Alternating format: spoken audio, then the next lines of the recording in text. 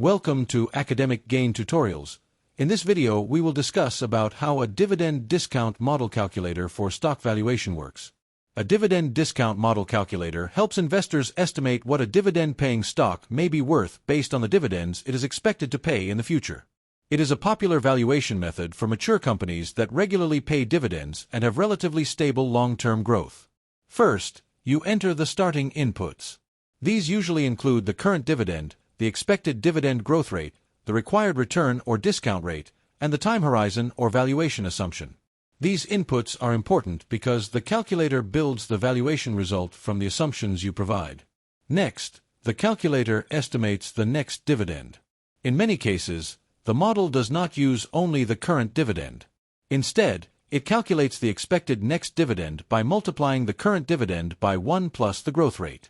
For example, if the current dividend is $2 and the growth rate is 5%, the next dividend becomes slightly higher. After that, you choose the dividend growth assumption. This growth rate reflects how fast you expect the company's dividend to increase over time. A conservative estimate may use a lower growth rate, a moderate estimate may use a balanced rate, and a more aggressive estimate may use a higher rate. However, realistic growth assumptions are very important because unrealistic numbers can produce misleading results. Then, the calculator applies the dividend discount model formula. In the Gordon growth model version, the intrinsic value is estimated by dividing the next expected dividend by the difference between the required return and the growth rate. This formula is commonly used for companies with stable dividend growth over the long term. At the same time, it is helpful to understand the relationship between the inputs and the final value. If the next dividend is higher, the estimated stock value also becomes higher. Likewise, if the dividend growth rate is higher, the estimated value usually rises. On the other hand, if the required return is higher, the estimated value usually falls because investors demand more return from the investment.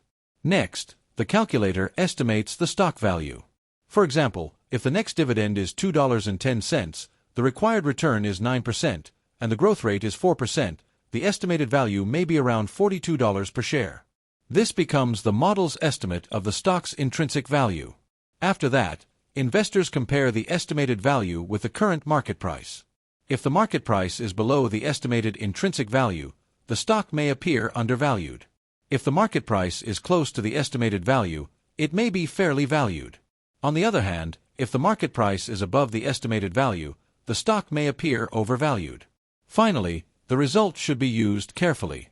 A dividend discount model is only one tool for decision-making, and it depends heavily on the assumptions used.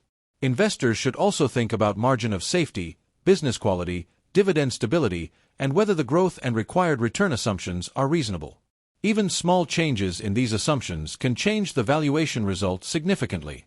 For example, a company with a current dividend of $2 may have a next expected dividend of $2.10.